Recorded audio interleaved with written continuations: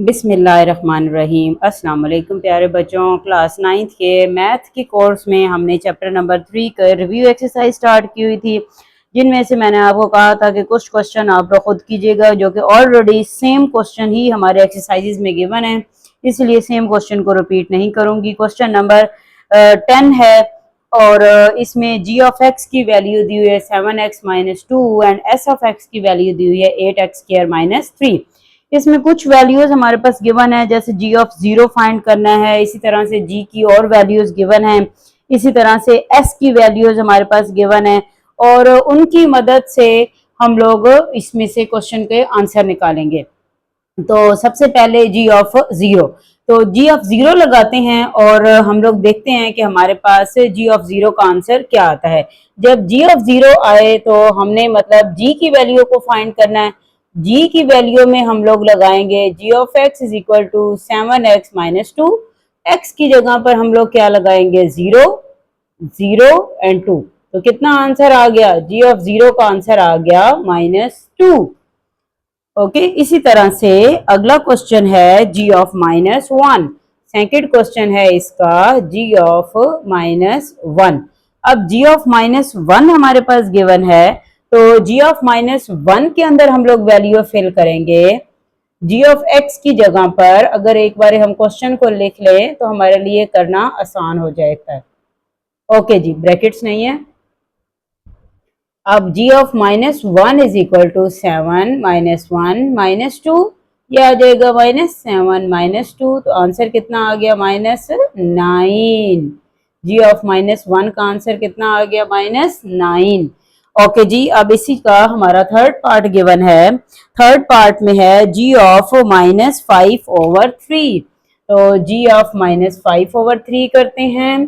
Third part है हमारे पास जी of -5/3। तो जहां जहां जी ऑफ एक्स है, एक्स की जगह पर हम लोग क्या लगा देंगे -5/3। G of x is equal to 7x-2। Okay, और अब जी ऑफ इसकी जगह पर एक्स की जगह पर 5/3, 7 इंटू -5/3 एंड -2।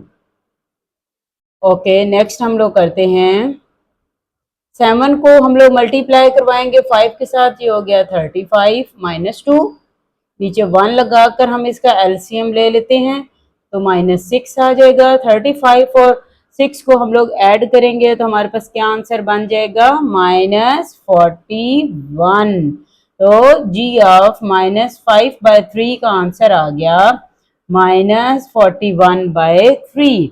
ये हमारे पास अब तक के जी ऑफ एक्स के सारे आंसर थे।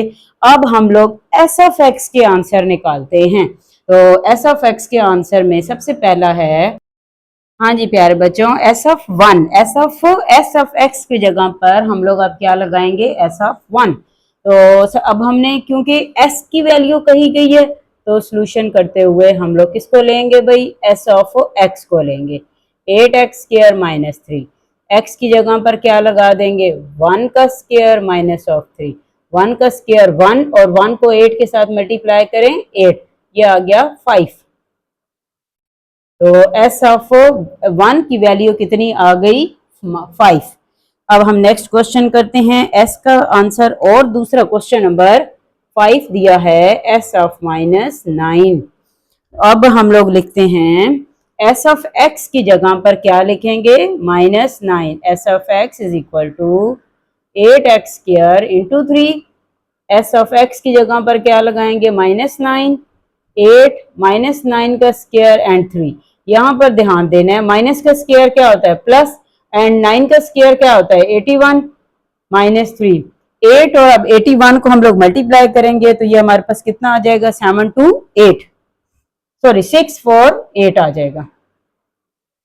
एस ऑफ -9 की जगह पर हम लोग 8 को हम 81 से मल्टीप्लाई करेंगे तो 8 और 64 इंटू 3। जब हम इसको माइनस करेंगे तो कितना आ जाएगा, एस ऑफ -9 की वैल्यू आ जाएगी 645। ऑल राइट, अब हमारे पास लास्ट क्वेश्चन है एस ऑफ 7/2 का। क्वेश्चन है 6 एस ऑफ 7/2। इसको भी जल्दी से हम लोग सॉल्व करते हैं। इसका आंसर हमारे पास क्या बनेगा, देखते हैं। एस ऑफ एक्स की जगह पर हमने अब क्या लगा देना है, 7/2। तो एस ऑफ 7/2 आ जाएगा। इसको क्लियर करते हैं। 7/2, 7/2 का स्क्वायर इंटू 3। अब यहाँ आपने स्क्वायर लगाना है। 7 का स्क्वायर होता है 49 एंड 2 का स्क्वायर होता है 4 इंटू 3। अब ये दोनों हमारे पास कैंसिल हो जाते हैं। 4 एंड 8 को हम लोग कैंसिल आउट कर देते हैं। 4 1 जार 4, 4 2 जार 8, 2 रह गया। 2 को 49 के साथ हम लोग मल्टीप्लाई करते हैं।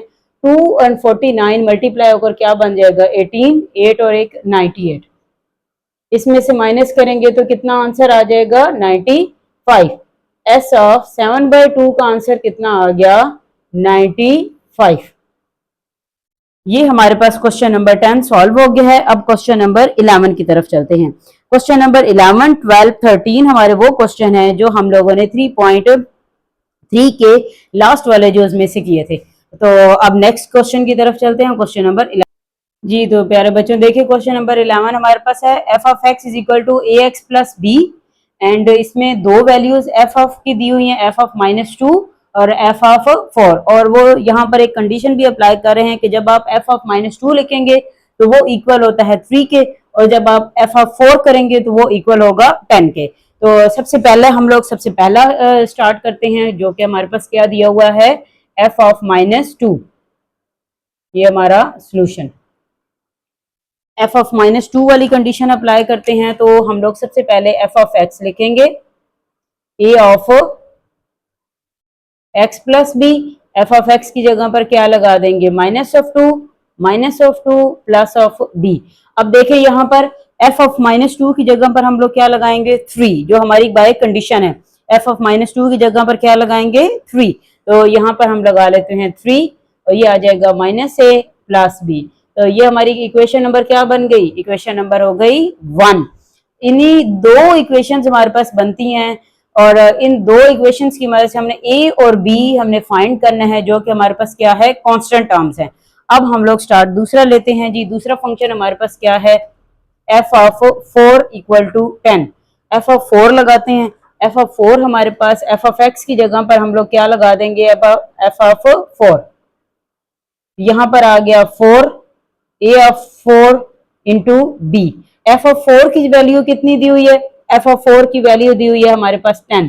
तो एफ ऑफ 4 की जगह पर हम लगाएंगे 10, 4a प्लस बी। ये होगी इक्वेशन नंबर 2।